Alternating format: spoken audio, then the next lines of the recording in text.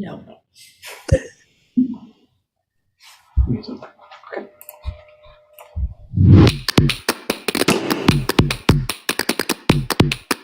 Hello, I'm Rachel Barenbaum, author of the novel Atomic Anna, and you've tuned in to Check This Out. We're coming to you from the Howe Library, and we are sponsored by the Howe Library Corporation and the Jack and Dorothy Byrne Foundation. Thank you so much to both of them for making this program possible. This is the third installment of our spring literary series, and we are here to bring you books and authors that we think you should be reading and talking about. If you love these books as much as we do, and we know you will, go to your library and check them out, or go to your local bookstore and buy a copy. Today, I am so excited to introduce you to Priya Guns. Hi, Priya. Welcome to the show. Hey, Rachel. Thank you for having me. We're so excited to have you here. Priya's debut novel has taken the world by storm. Your Driver is Waiting. Look at this amazing cover. It's pretty beautiful. Just gorgeous. It is, right? I love that she's admiring it still. It is gorgeous. It's her debut novel. It is out and it is being reviewed and read everywhere. And we are so lucky to have you today. For people who don't know Priya, I'm going to introduce you to her, read her bio, and then we're going to hear from her. She's going to read a little bit from her book. Priya Guns is a writer, teacher, and actor. She was born in Jaffna and raised in Toronto. In 2015, she founded an arts education program for young people in Sri Lanka. So, Priya, how does it feel? The book is out in the world. Tell us. It feels pretty amazing. I feel very grateful. I'm taking it all in, processing a lot still, but I'm excited. Yeah, I love it. So tell us, what is this amazing novel about? This is like the worst question. I know. She warned me that she didn't want me to ask, and I told her it's the one question I can never skip. Of course. Oh, don't do that. My book is about a lot. It's about race. It's about love in its many forms. Essentially, it's about a rideshare driver who's driving in a city that is just almost imploding on itself. People are out and they're protesting. Her father recently passed away and she's having to take care of her mom, who's, dealing with the heartbreak and the trauma of, her life and everything that's happened. The rideshare company, of course, is not paying her as they should. And she's losing hope in society and in people. And then one day she meets this beautiful woman who happens to have a lot of money. And she thinks, you know what, maybe my life can change. But of course, that is not the case. So, yeah, well, it does, but not the way she envisioned. That was a beautiful description. You nailed it. Thank you. So to kick us off, would you mind reading the opening paragraph? Because it is so powerful and so beautiful. And I've been waiting all day to hear this in your voice. Absolutely. All right. Chapter 1. If you're going to be a driver, you'd better hide at least one weapon in your car, especially if you're a driver that looks like me. Not because I'm dashing or handsome, but because I am a woman, of course. I think it has something to do with tits, even though not all of us have them. I sort of do, but that's beside the point. Oh my God, it's so good.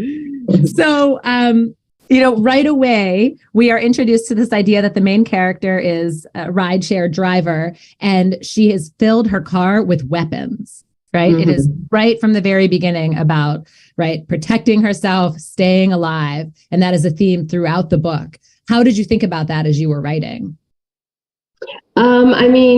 I am sort of in a family of drivers, and I know that drivers are constantly thinking about their safety. So there is the reality of that, of course. There's a funny story. When I was in New York to promote the book, I took a rideshare. An Uber driver drove me to the airport, and I started talking about my novel. And I asked him, "Hey, can I ask you something? Like, do you have a weapon in your car? You have a switchblade in your pocket, don't you?" And he turns around and he's like, "Yeah, but you're not going to write about that, are you?" And I'm like, "I already kind of did, but you're not going to say anything to Uber." I'm like, "Don't worry, I got you." Yeah.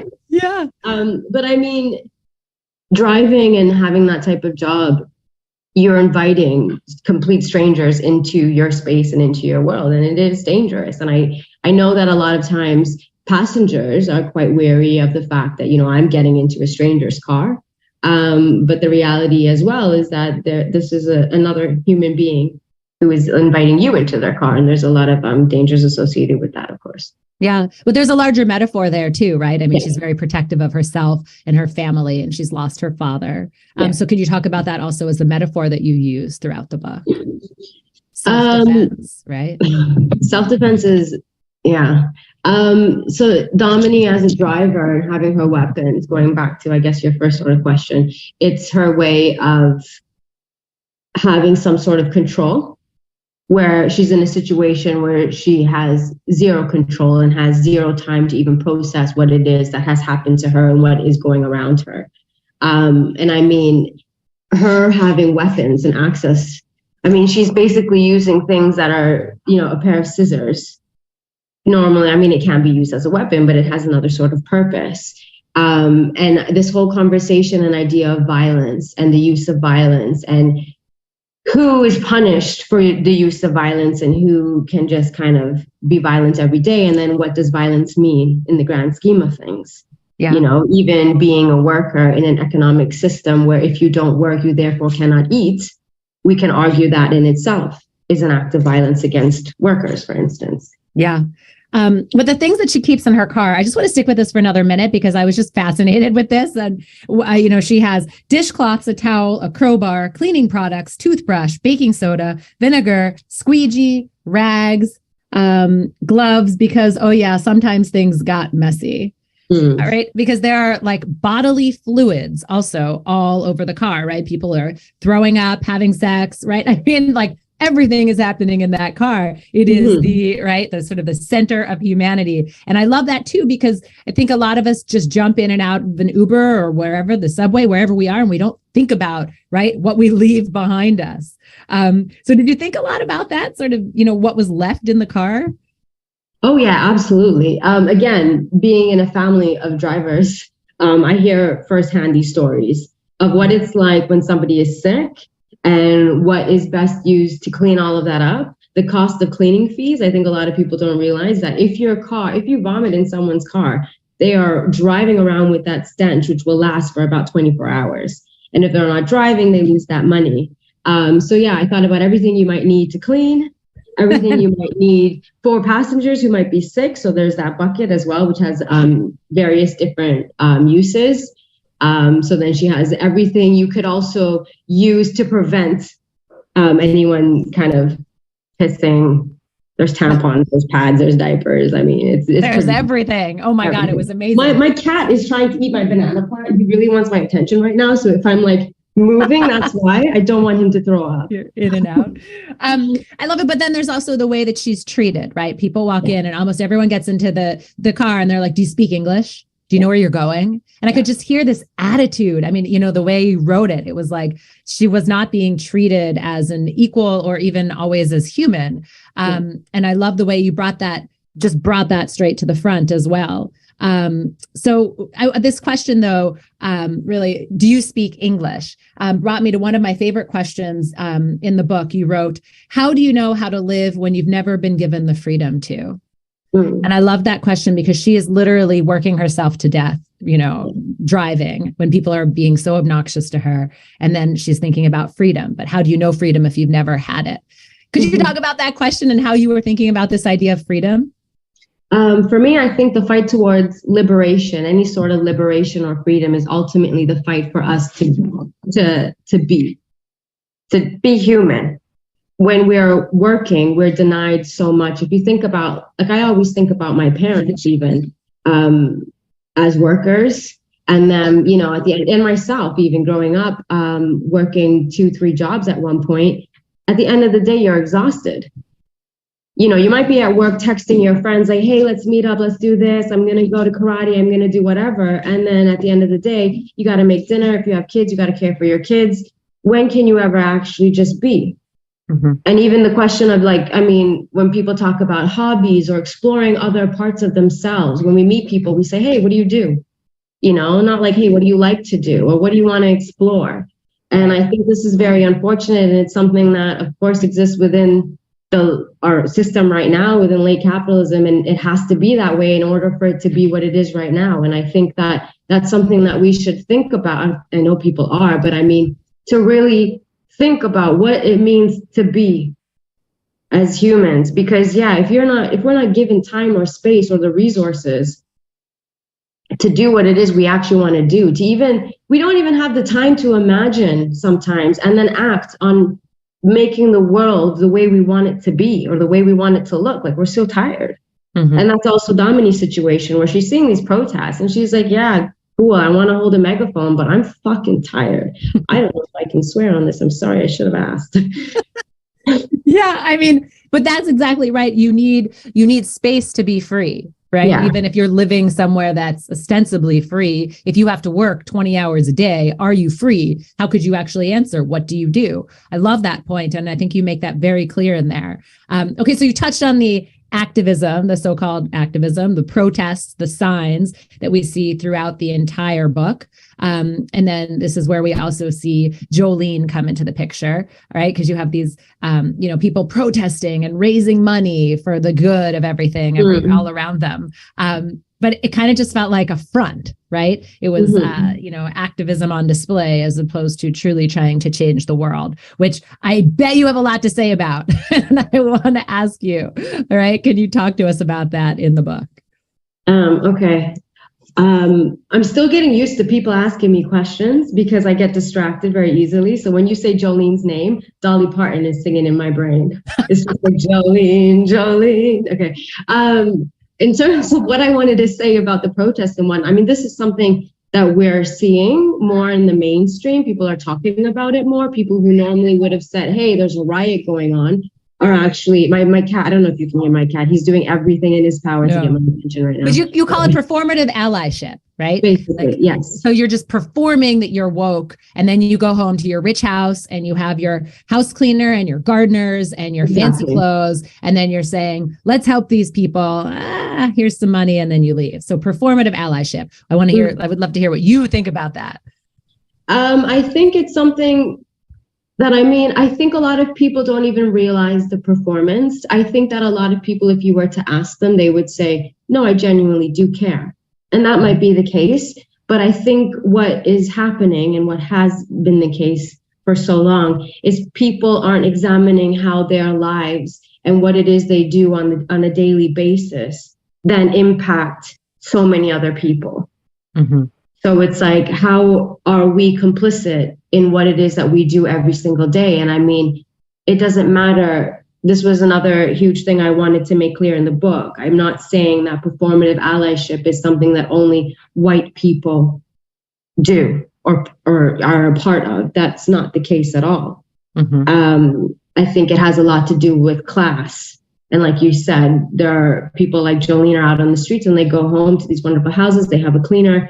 And that's it. They go to bed and they don't really have to worry because what it is they're fighting for doesn't actively affect them or impact them. And it's great that people are out on the street for causes that have nothing to do with them, even though I think we should be examining how it is that we're all interconnected. So as opposed to looking at our differences, looking at how it is that we're similar. Yeah. I thought in many ways your book, right, Your Driver is Waiting, is a call to action, by saying you can't just say the right things, but also it's maybe points out that there are different stages to change, right? I was trying to find a little bit of this hopeful message in it, right? Because maybe you start by pushing for change with a protest or a sign, but that just can't be the end. Seemed to be one of your main messages, right? You can't just stand on the street and say that and go home to your fancy house or your different life, right? And ignore that that's what you want. You actually need to dig in and do more if you want change. And I thought that's really what was there. Was that part of what you were thinking about? It's one part, but also I wanted to show that there's different ways to go about, making or finding change. So they're like, protests are great. Civil disobedience is great. Direct action, for me, in my opinion, is like great. Doo-wop, I think, is an example of a space where people had the space and had a sense of community where they could talk about what other forms of action they could do outside of just marching on the street. So they did do that. They were out and they protested as well, Sharif and the other drivers, but they also had plans to do something else. And so I really hope And even for myself, like, I don't have all the answers, but I think that if we get together and, have these sorts of conversations, because everybody can do something in whatever it is that they do. And I think even being kind and being a good person, not being an asshole, is a great start towards, making a difference in just in our own communities and in our own spaces. It's not that difficult to move in the right direction, I think. Yeah. It'll take a lot, though. I made it sound super easy. Yeah, just be a nice person. No, there's a lot more to it. But I mean, if we're going to start somewhere. Yeah, I mean, I think awareness is a place to start, which is what your book does, right? You've got to be aware, and not say jerky things such as, Jolene, my girlfriend is brown. I mean, of course I get it. After they had been together for a day, right? Can you talk about that sentiment? I wanted to show Jolene. That is not an easy question, by the way, but I'm throwing it at you. Right? I wanted to show Jolene's sense of entitlement. I think for me, more than wanting to just be like, oh yeah, this is my point. This is because I'm a very curious person. I like to pick apart things, unpack them, and think them over like inside and out to like a point of obsession. It's insane. And so these are sort of moments that I hope people could either relate with or sit with and say, wait a minute, this sounds familiar. Or is this even a bad, horrible thing to say? Like, what's wrong with that? She is brown. Maybe the issue some people might have found is that, oh, when did they talk about her being her girlfriend? Like, right. They've been together for like a day. Exactly. Dominique didn't give any agency or any, she didn't say, oh yeah, that's what's happening. That's what we are. She automatically assumed. So in that one little bit of dialogue, I hope that there would be a lot to unpick and unpack. The question of, what is right, what is wrong, is something that I want readers to sort of play with.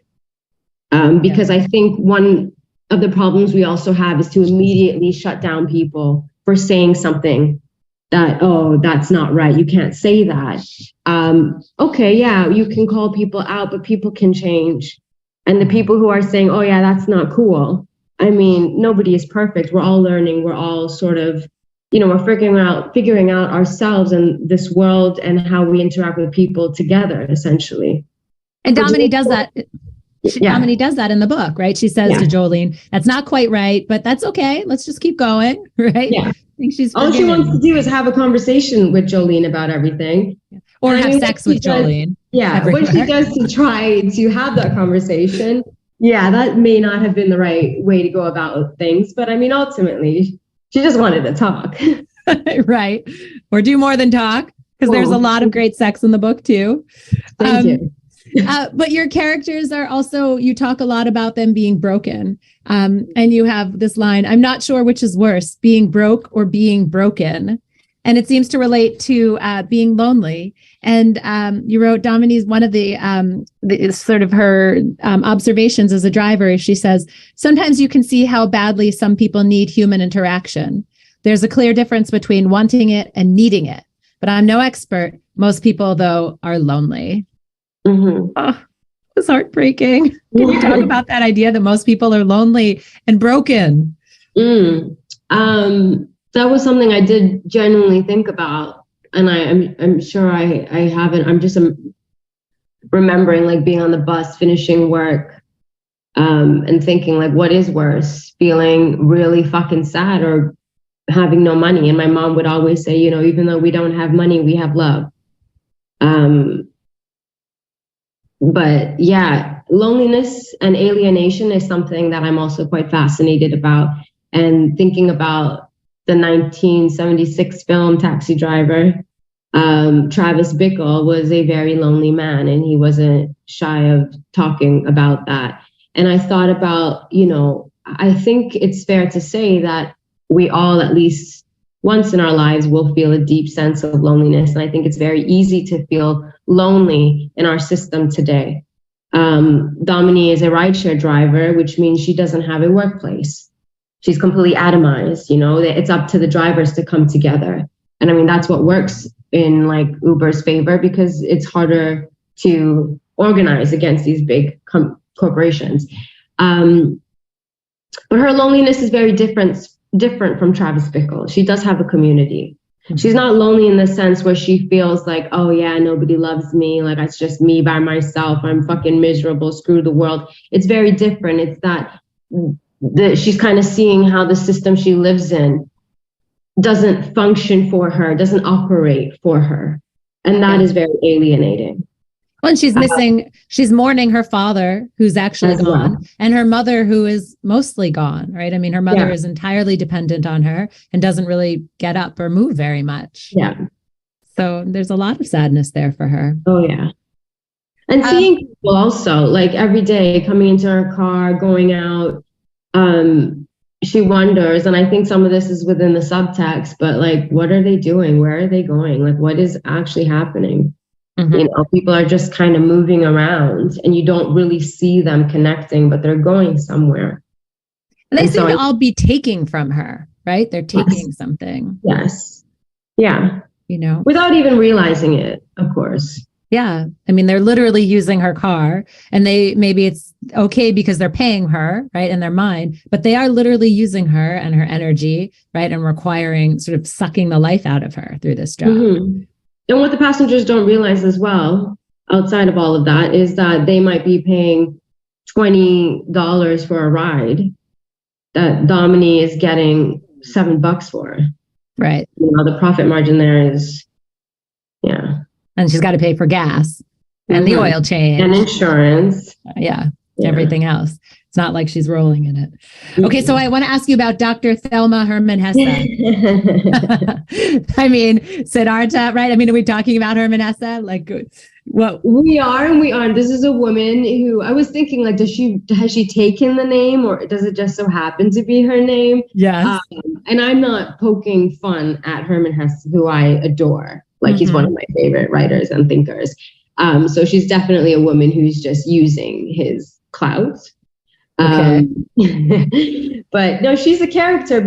I mean, I think this is something that people can relate with. I think we all should have access to mental health care. Unfortunately, that's not the case. So we should explain who she is. Do you want to tell us who she is in the book? So for listeners who haven't read it yet. Basically, Domini, the protagonist therapist, who has, I can't remember, basically a shitload of subscribers because she provides free content on YouTube.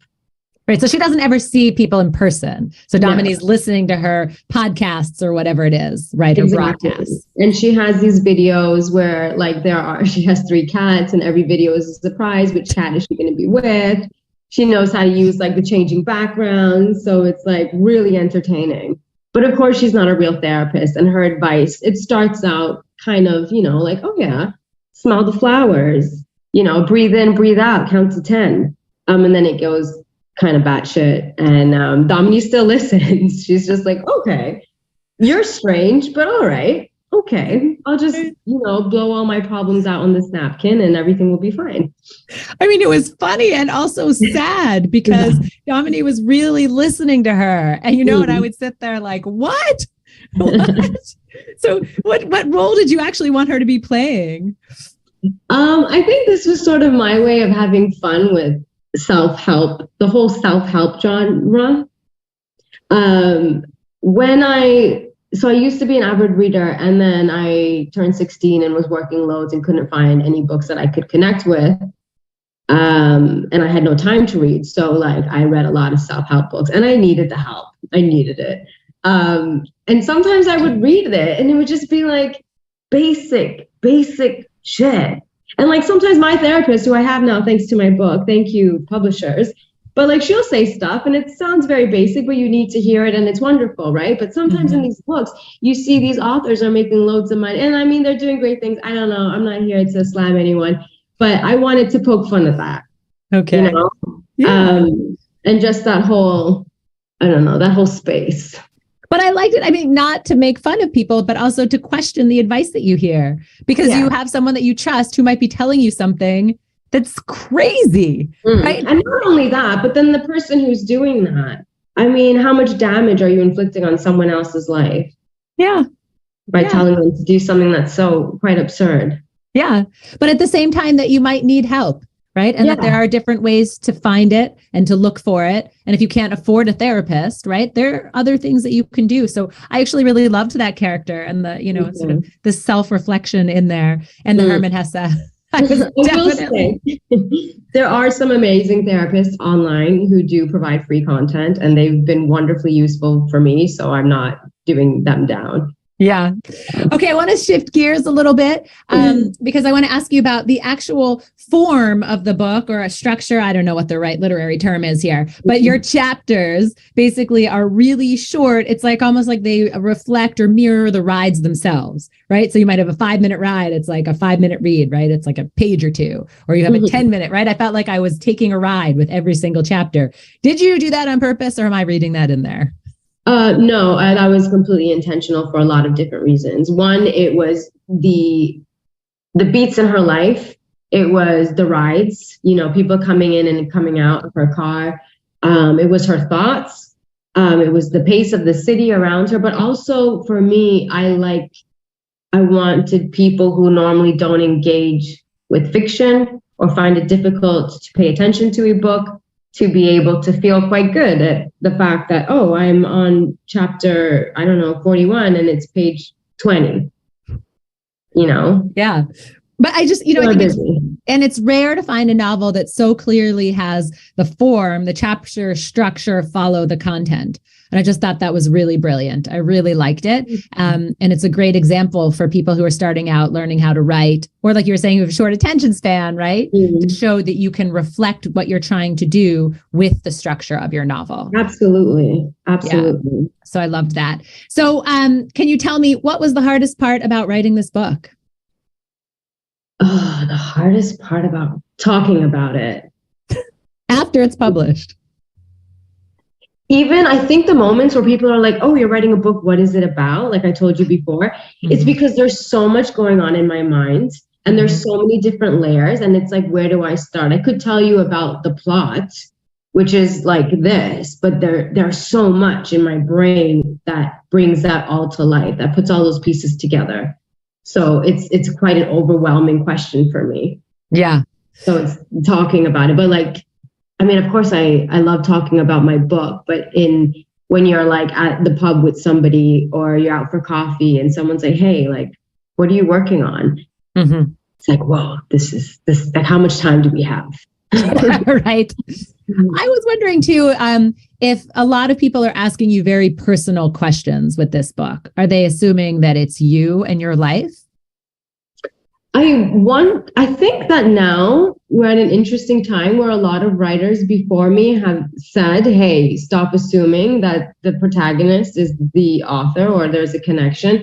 So maybe that's why I haven't been asked that. There was somebody who wrote a review and said, oh yeah, something about how the protagonist must be Priya. And I'm like, you don't even know me, bro. Like, right. I don't even remember your name right now, but thank you for writing my review.